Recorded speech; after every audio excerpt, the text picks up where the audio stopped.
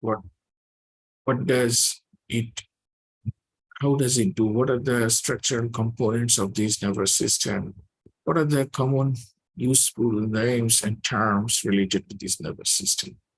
Before we start, definitely you can understand these are different kinds of neurons, right? And these neurons have got different kind of functions as well. So let's see one by one the basic concepts and terminologies of the nervous system. Do cells divide? What is your opinion? Do cells divide? Yes, of course, cells divide, but not all the cells are divided, right? Definitely they divide, but not all the cells. There are some cells which are labile, which regularly divides and gives rise to newer population of cells.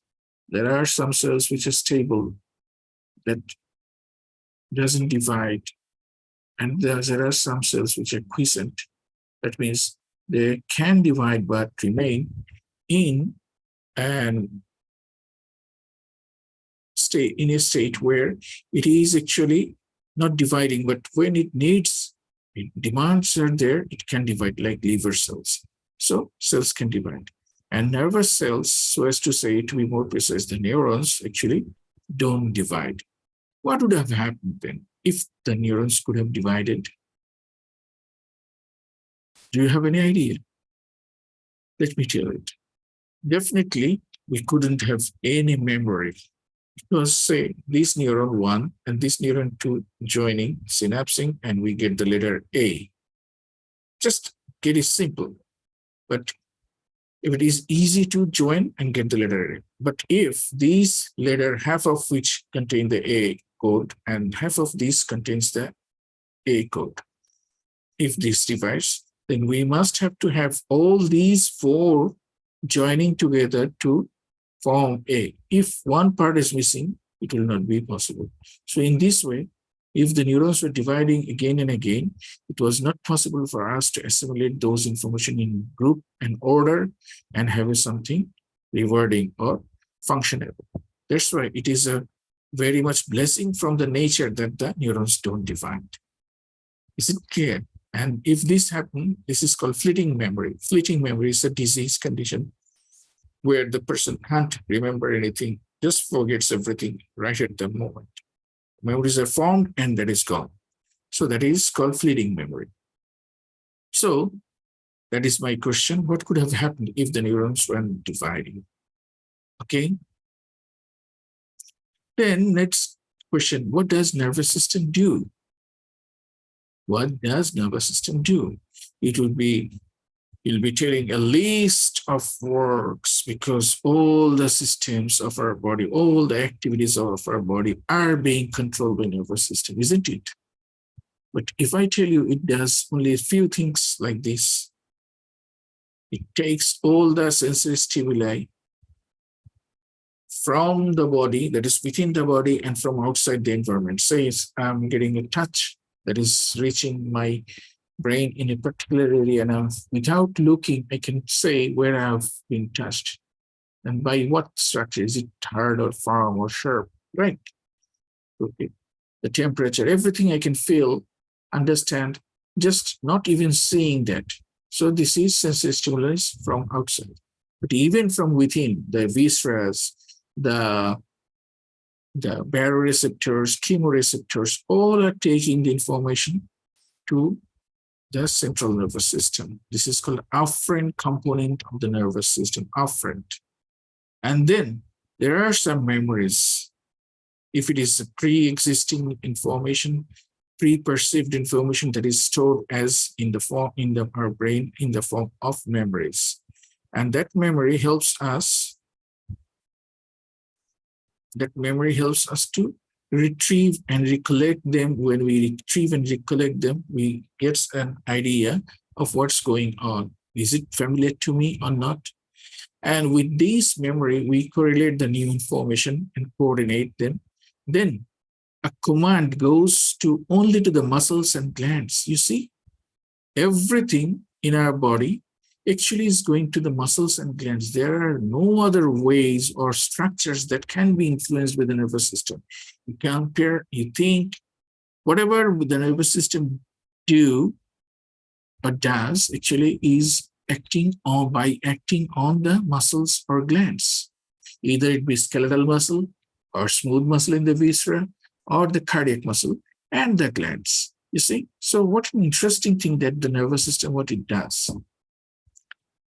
So it is, in short, what does the nervous system do? Next, we'll just go through the basic things today, and later on, we'll be discussing the rest part. See, this is what? A neuron. So what is the definition of neuron? We all know it is the structural and functional unit of the nervous system. But to that, we can add another part, which is responsible for reception, as I've told you, received by these dendrites. What is dendrite? I'll tell you.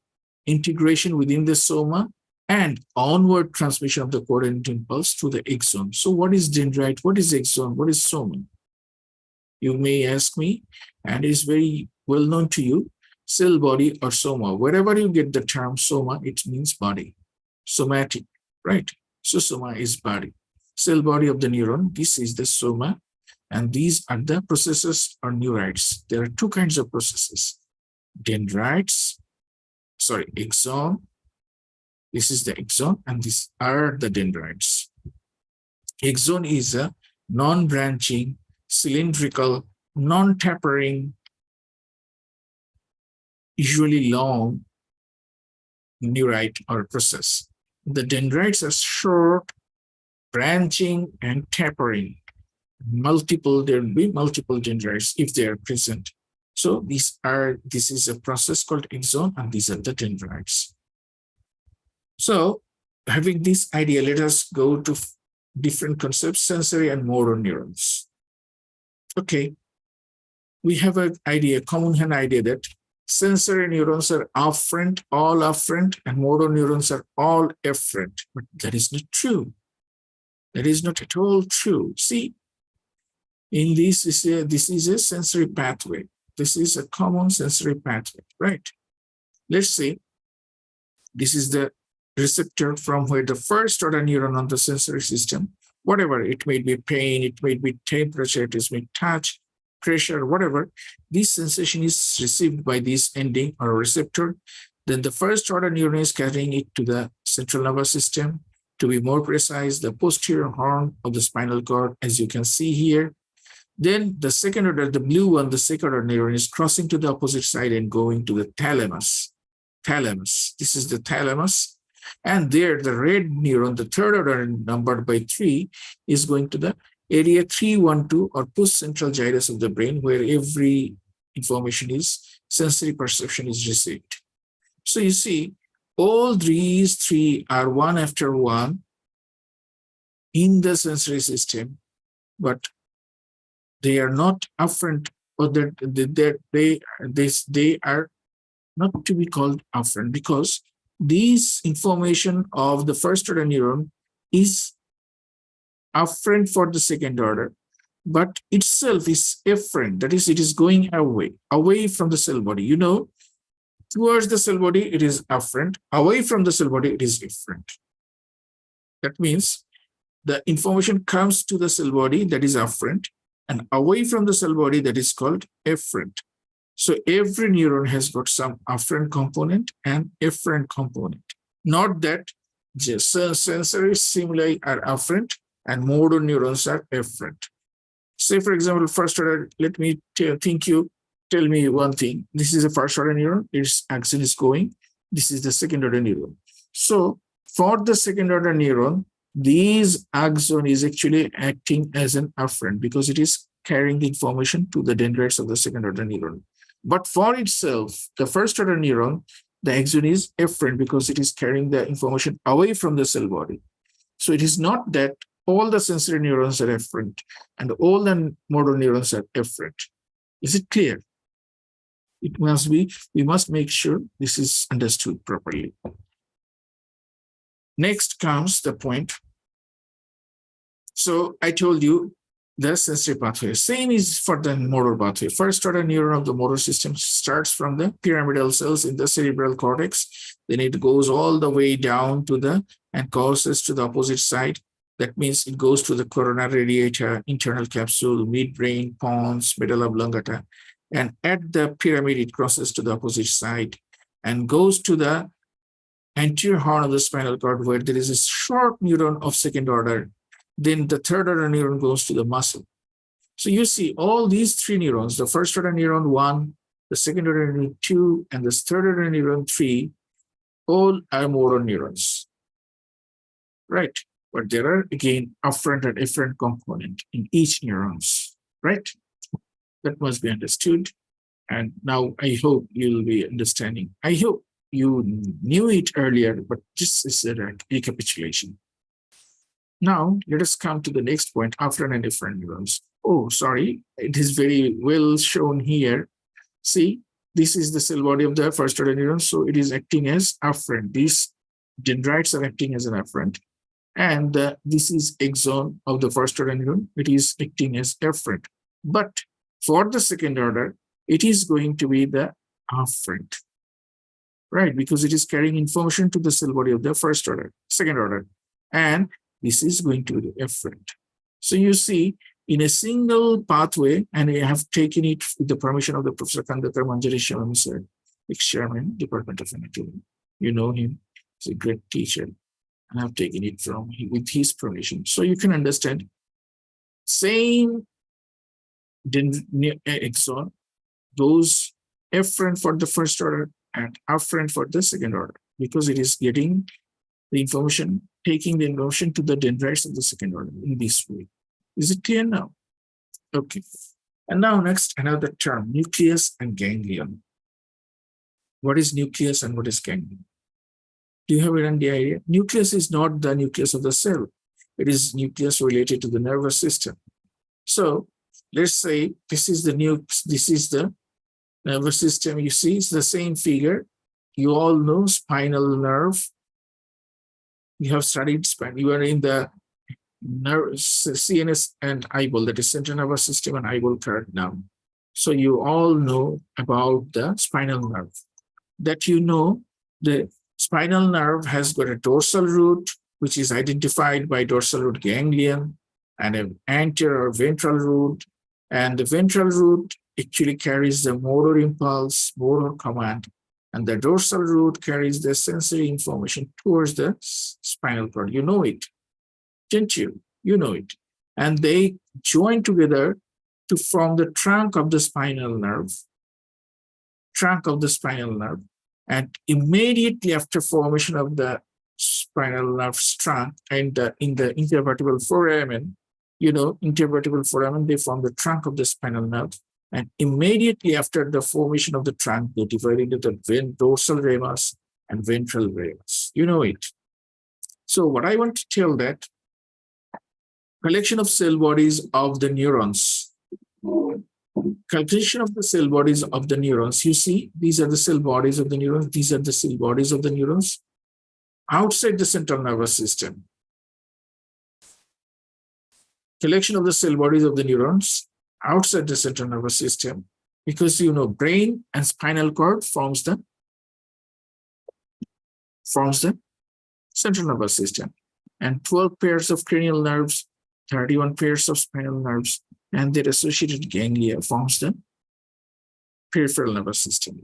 So what is this ganglia? What are these ganglia? The ganglia is nothing but the collection of cell bodies of the neurons outside the central nervous system, like this. You see, there are some cell bodies of the neurons collected here. This is sympathetic ganglion.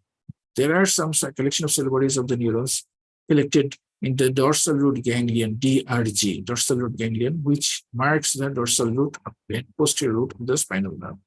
Here also you can see some cell bodies. So, collection of cell bodies of the neurons outside the central nervous system is called ganglion. What about the nucleus? You see,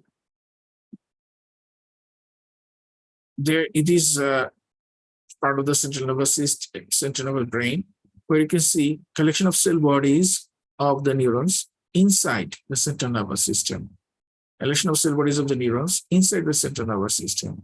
So it could be called nucleus. It could be called nucleus. Just if we say collection of cell bodies of the neurons within the central nervous system is okay, but we like to add another line surrounded by the white matter. Surrounded by the white matter. Why? Because you see, what is gray matter and white matter? Next, these are all linked, these are all linked. So one by one will be coming. So whenever say collection of the cell bodies of the neurons within the central nervous system is called nucleus, provided they are surrounded by the white matter. So we must know what is white matter or gray matter. Then we'll come back again to the definition of the neuron. So gray matter is nothing. Gray matter is what? This is gray matter. You see, this outside one is the gray matter, and this whitish one, as you can see from the color, it is the white matter. Okay, so what is gray matter? It is the collection of cell bodies of the neurons, initial portions of the axons and dendrites, neuroglia, and the blood vessels. What is neuroglia then? These are the supporting cells. For the moment, you just remember, these are the supporting cells of the neurons. So, the gray matter is nothing but the cell bodies of the neurons. You may add this one or not, but neuroglia and blood vessels. Better if you can add initial portion of the axons and dendrites.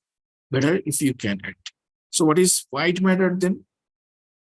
White matter then, collection of cell bodies of the, distal portion of the axons and dendrites, neuroglia, and the blood vessels. So these two are common.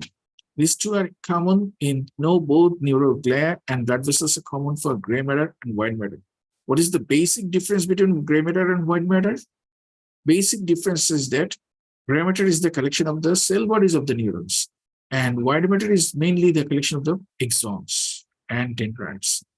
Mainly the axons, if I want to make it clear. So you see, this is a nucleus because it is surrounded, is this collection of cell bodies of the neurons surrounded by white matter. But this is not nucleus, though they are collection of cell bodies of the neurons. Right?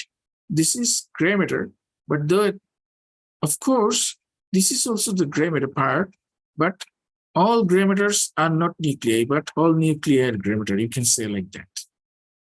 When the gray matter is surrounded by white matter, you can say that is a nucleus because there are gray matter means there's collection of cell bodies of the neurons. They are located within the central nervous system and they are surrounded by white matter. So you can say like that, all gray matters are not nucleus, but all nuclei are gray matters because they are surrounded definitely. So let us come back to that definition again of nucleus. Collection of cell bodies of the neurons within the central nervous system surrounded by the white matter. It is called nucleus. Right? Because you see, this is not surrounded. These are collection of cell bodies of the neurons, but on the outer side, there is no white matter. It's only one side they have got the white matter. That's why they are not nuclei. They are simply the cerebral cortex gray matter. Okay.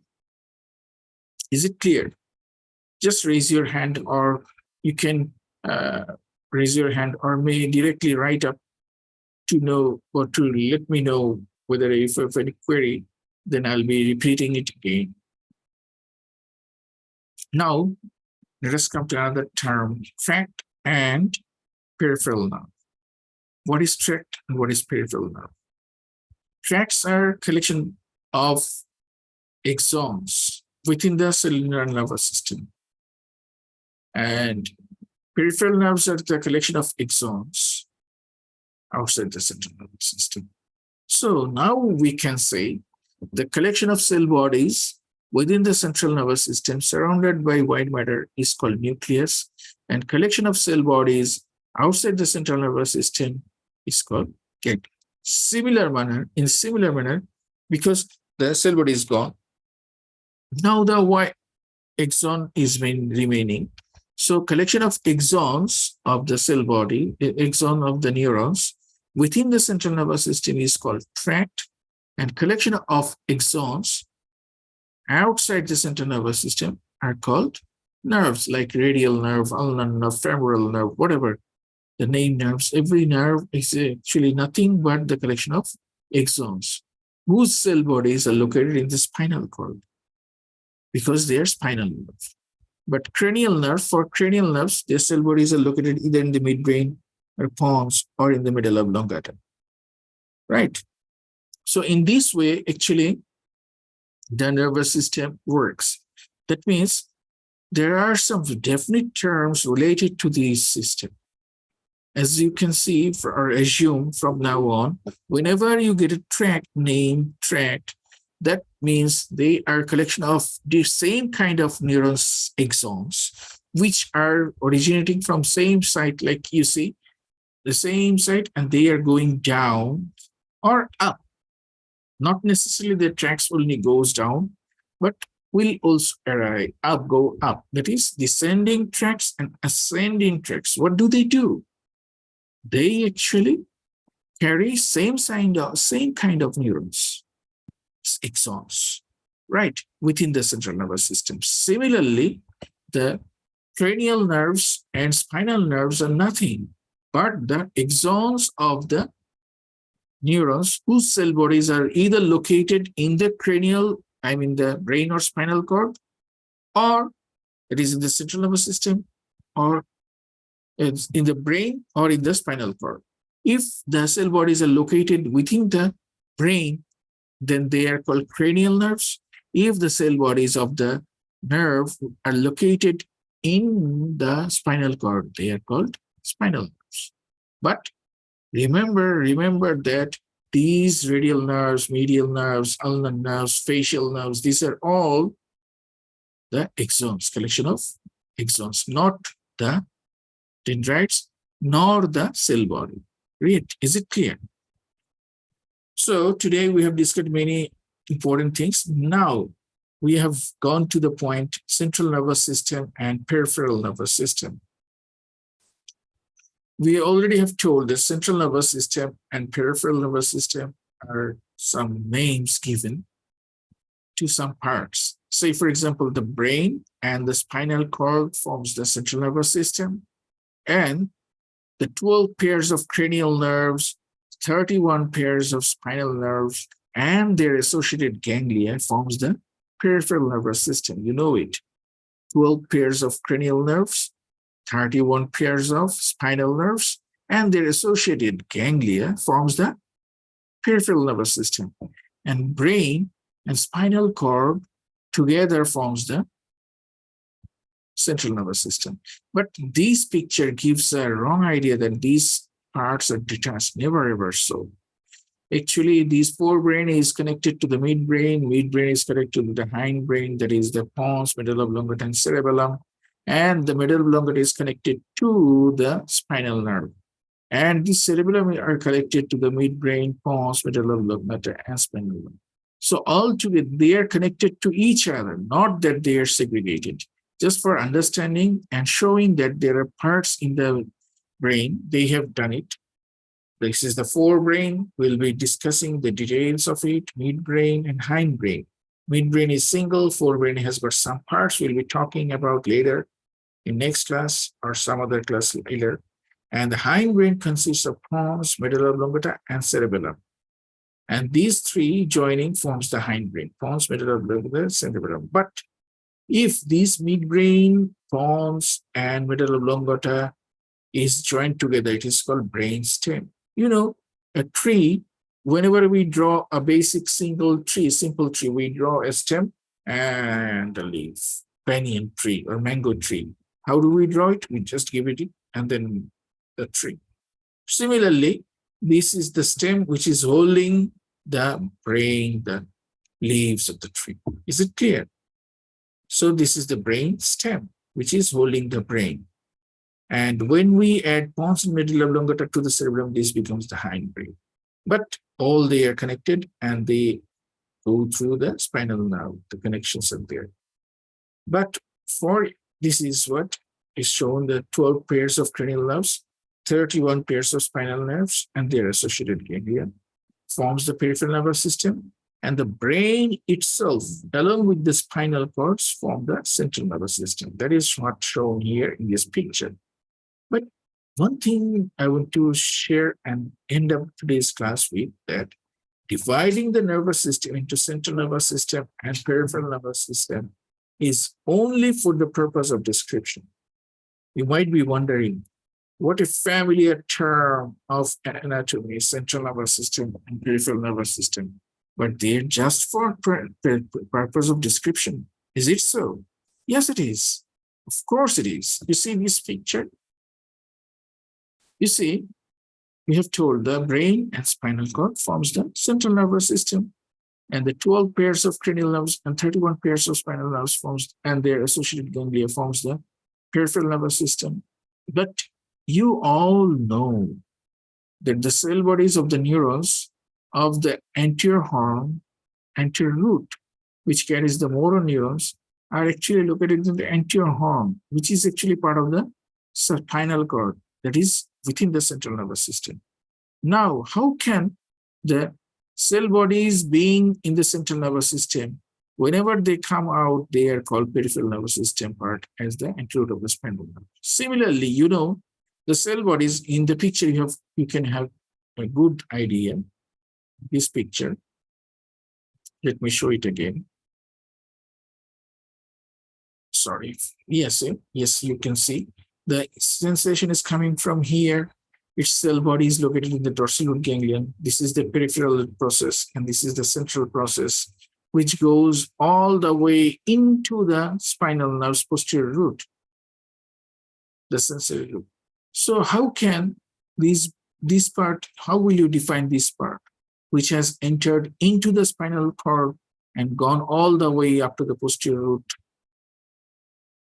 Is it the peripheral nervous system? If so, why has it entered into the central nervous system, spinal cord? And if you consider this one, just disregard this part. If you don't consider this one and cut it here, what is the justification of having this information up to here if it is not reached the posterior root? Similarly, the cell bodies are located within the anterior horn cells, anterior horn of the spinal cord. And then a bit of the axon is passing through the spinal cord. Then it is coming out and becoming the anterior root. So if I cut it here, there's no justification of having this because it will die, because the cell body is located here. So you can understand very easily that it is not anatomically possible to cut it here or cut it here. If I cut it here and cut it here, the motor cell bodies and the sensory endings will be lost. Is it clear? In the same way, these are the nuclei from where the cranial nerves originating, and they are passing through the substance of the brain only to emerge at one end when they become the peripheral nerve, the cranial nerve. So what would be these and up to this part called? Will it be called central nervous system? Will it be called peripheral nervous system? What? So now you can understand that these central and peripheral nervous system are just for description. They are not anatomical entity, or they are not anatomical division, right? Such as we can divide the right ventricle from the left ventricle, right atrium from the left atrium, because they're anatomically distinct. But there is no anatomical distinction. We just can say anything when enters into the center brain and spinal cord, it becomes the central nervous system. Anything that leaves the brain and spinal cord, it becomes the peripheral nervous system. That's all. Okay. Anything that enters into the brain and spinal cord, or before leaving, it is actually the central nervous system. And whenever it crosses the brain and spinal cord's boundary and goes outside, it is becoming the peripheral nervous system. Whatever that might be. Is it clear? That means actually this part was central nervous system's part, and now from here it is the peripheral nervous system, though it has got no meaning actually to this precise manner if we can elaborate. But we usually say that the brain and spinal cord forms the central nervous system, 12 pairs of cranial nerves, 31 pairs of spinal nerve, and their associated ganglia forms the peripheral nervous system. That is correct, and that we should use for easy description. Again, I'm telling you, this is for the purpose of description, not for anatomical demarcation. Because whenever I would like to demarcate here, nothing means. There is no meaning of demarcating here because there is no information will get in. Similarly, if I cut it here and say that this portion is quite different from that and separated from that, nothing will be inside here because the cell bodies are here and they will die. And this will eventually die. So we can't divide it here or divide it here anatomically or demarcate here and here anatomically, just for the purpose of description, right? Okay. With this, actually, I want to, somatic and autonomic nervous system. Last thing we will be discussing, somatic and autonomic nervous system. Is it long time? Oh, just we're finishing with 5 minutes. Somatic nervous system is what? And autonomic nervous system is what? Somatic nervous system is anatomically component of the nervous system which innervates the skeletal muscle. Simply this component of the nervous system which innervates the skeletal muscles is called somatic nervous system. And autonomic nervous system is anatomically just the visceral component of the nervous system which innervates the smooth muscle, cardiac muscles, and glands. That's all. Smooth muscles within the viscera, cardiac muscle, and glands are supplied by autonomic nervous system. Skeletal muscle is supplied by the somatic nervous system. Simply that is anatomically. We say that which is under our will, that is somatic, and which is outside our will, that is autonomic. Maybe this is a physiological definition, but it is not an anatomical definition. Anatomical definition is of what an autonomic nervous system is that the component of the nervous system which innervates the smooth muscles, cardiac muscle, and glands, particularly to say the exocrine portion of the glands. That is autonomic nervous system. And somatic nervous system is what? I told you, component of the nervous system which innervates the skeletal muscle. That's all. So, if I now divide the nervous system, you see, it's somatic and autonomic. Then somatic has motor and sensory component. Autonomic has got also the motor and sensory component. And motor compartment or component of the autonomic or visceral is again divided into sympathetic and parasympathetic. What, Arafat, what do you want to learn, discuss again? Just write it. Sorry, I missed it. I'll be telling it again if you write it, or if you had got already the answer, then maybe we can proceed. Okay. At the end of the class, you may also note it. So motor component has got sympathetic and parasympathetic divisions. I'll be telling later which is sympathetic, what is parasympathetic. But the motor component. But some authority says that the autonomic visceral component is sensory component, goes along with, so intimately goes along with the sensory component of the somatic nervous system that we can discuss or consider them together. That the sensory of the autonomic and sensory of the somatic goes in such a blended manner. So use the same common pathway that they can be regarded as a single sensory input to the nervous system. In that case, autonomic system becomes solely a motor system. Okay, then it is GVE. What is GVE? Just write it for now. I'll be telling in the next class or in some other classes. So some authorities say that sensory component of the autonomic goes along with the sensory. So autonomic nervous system should be regarded as only motor, having sympathetic and parasympathetic. But I don't like this. I personally like the easy way of understanding, because you'll see that sympathetic and parasympathetic sensation are, of course, they are the outflow, thoracolumbar and craniosacral outflow. You'll be knowing that or already you know that, but what is the difference between inflow, or what is the inflow difference? That is the sensory pathway. It has got to be some sensory pathway in the autonomic nervous system.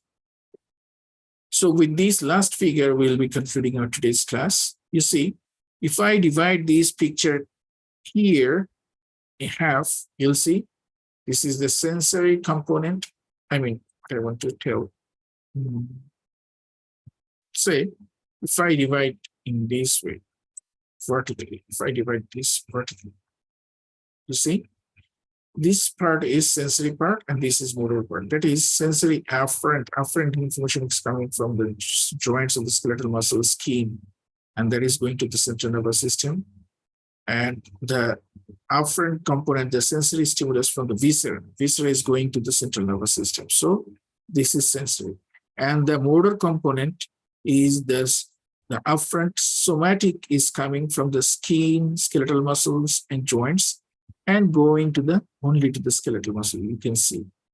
And the sensory ganglion is carrying the information from the organs, and that is going to the central nervous system and eventually going to the cardiac muscles, smooth muscles, and glands, I've told you. Again, if I divide it in this manner, you see, this half is somatic, this half is autonomic or visceral. See, the sensations from the skeletal muscle, joints, and skin is going to the central nervous system, then is going to the skeletal muscles only. So this part is somatic, and the sensation from the viscerals are going to the central nervous system, and they are going to the cardiac muscles, smooth muscles, and glands, which is autonomic nervous system. Is it clear? And if I divide this part here, that is the brain and spinal cord here, and rest these four things are 12 pairs of cranial nerves, 31 pairs of spinal nerves, and their ganglia. This is one ganglia, this is one ganglion, this is one ganglion, right?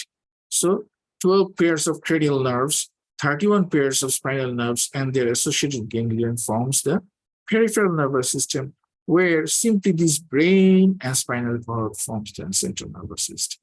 Is it clear? This is being taken from Visram Singh, and rest of the photos are mostly taken from Snail's Neuroanatomy. So I've given you the reference. You can study these two books for easy understanding. Thank you for today. Bye-bye. See you next in the next classes. Let me know or write up. I'll be trying to answer if you need to in the comment box or wherever you like to, directly to the matrix point. I'll be happy to answer you. Thanking you once again. Thank you. Ending the class, okay?